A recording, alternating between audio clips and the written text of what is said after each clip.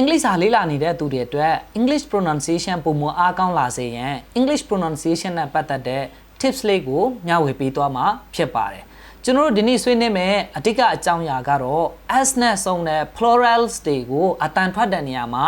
အတန်ကကျွန်တော်တို့၃မျိုးထွက်ပါတယ်လူအများစုကသိတာကတော့တတန်ပဲထွက်တယ်စဆိုတဲ့ s အတန်ပဲထွက်တယ်ပေါ့နော်အမှန်တကယ်တော့အတန်က၃မျိုးရှိပါတယ်ပထမတတန်ကတော့ အတန်ဖြစ်ပါတယ် s အတန်ပေါ့နော်ဒုတိယတစ်မျိုးကတော့ z အတန်ဖြစ်တယ် z တတိယတစ်မျိုးကတော့ကျွန်တော်တို့ iz နဲ့အတန်ဖြစ်ပါတယ် is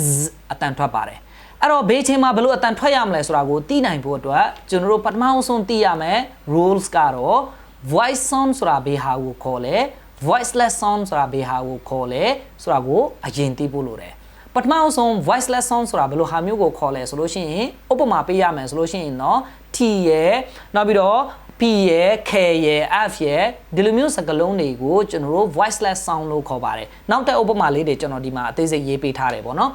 အဲ့တော့ cats cats လို့ပြောလိုက်ရင် s နဲ့ဆုံးရတယ်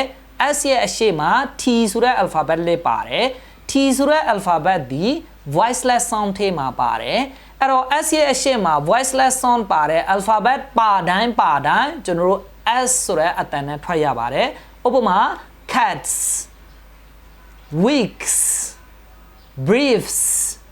အဲ့တော့အဲ့လိုပုံစံမျိုး s ရဲ့အရှေ့မှာ voiceless sound ပါတာနဲ့ကျွန်တော်တို့ s အတန်ထွက်တယ်အဲ့တော့အခု voice sound တွေကိုလေ့လာကြည့်အောင် voice sound တွေကိုကြည့်တဲ့အခါကျရင်ကျွန်တော်တို့က v ရယ် g ရယ် l ရယ် m ရယ် y ရယ်ဒီလိုမျိုးစကားလုံးတွေဒီ voice sound ထဲမှာပါတယ်နောက်ထပ်အများကြီးရှိတယ်ကျွန်တော်ဒီမှာရေးပေးထားတယ်အဲ့တော့ s နဲ့ဆုံးတယ်သူ့ရဲ့အရှေ့မှာဒီလိုမျိုး voice sound တွေပါလာပြီဆိုလို့ရှိရင်တော့ z ဆိုတဲ့အတန်ထွက်တယ်ဥပမာကြည့်ရမယ်ဆိုလို့ရှိရင် dogs မှာ s နဲ့ဆုံးတယ် s ရဲ့အရှေ့မှာ g ဒီ voice sound ဖြစ်တယ်အဲ့ဒါကြောင့်မို့လို့ကျွန်တော်က dogs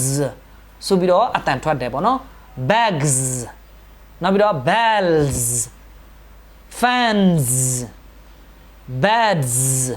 ဆိုလိုချင်တာ s ရဲ့အရှေ့မှာပါတဲ့ alphabet ဒီ voice sound ဖြစ်တာနဲ့ကျွန်တော်တို့ z အတန်ထွက်တယ်အဲ့တော့ဘေးချင်းမှာ iz is အတန်ထွက်လဲဆိုလို့ရှိရင်တော့အများဆုံးအဖြစ် es နဲ့ဆုံးတဲ့ plurals တွေကိုအတန်ထွက်တဲ့အခါကျရင်တော့ကျွန်တော်တို့က is ဆိုပြီးတော့အတန်ထွက်တယ်ဥပမာ judges bridges watches